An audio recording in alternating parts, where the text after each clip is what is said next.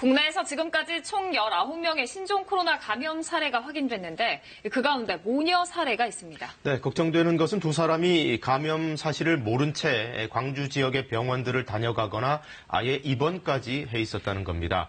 그들 병원이 행여라도 추가 감염의 통로가 되는 거 아니냐 이런 우려가 나오는데요. 송구만 기자가 취재했습니다.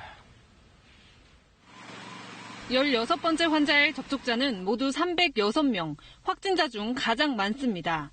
특히 광주 21세기 병원에선 모두 272명과 접촉했습니다.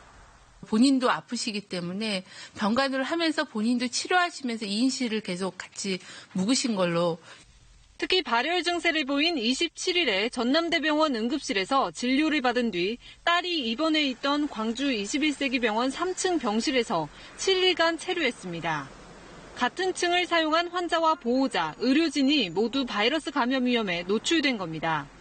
이에 따라 방역당국은 환자의 병실에 있던 3층을 오염지역으로 판단했습니다. 같은 층에 입원했던 환자들은 모두 병원 밖으로 내보내지 않고 다른 층에 있는 1인실로 서로 분리해 격리시켰습니다. 현재 병원은 폐쇄된 상태입니다. 그러나 2015년 메르스가 유행할 당시 환자가 입원했던 아산 충무병원을 코호트 격리한 것과는 차이가 있습니다. 코호트 격리란 병원에 감염병 환자가 발생할 때 추가 감염을 막기 위해 병동 전체를 봉쇄하는 방식으로 입원 환자들을 외부와 격리하는 조치입니다. 당시엔 병원 내 다른 환자를 1인실로 따로 분리하지 않은 상태로 병원 밖으로 나가지 못하게 봉쇄하는 바람에 병원 내에서 교차 감염까지 발생했습니다.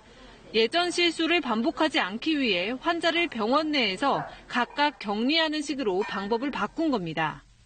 코호트 격리 개념은 그냥 노출된 사람들을 1인실에 다 분리할 수가 없으니까 그냥 묶어놓는 걸 얘기하는데 예전에 메르스 그러다가 사실 환자가 그중에 발생하는 바람에 그 격리 기간이 늘어난 적이 여러 번 있었어요. 그러나 이 환자가 다녀간 전남대병원 응급실에선 부분적으로 선별 진료가 이루어진 데다 대부분이 의료진 등 병원 관계자였다며 현재 문제는 없는 것으로 보인다고 보건당국은 밝혔습니다. KBS 뉴스 송금환입니다.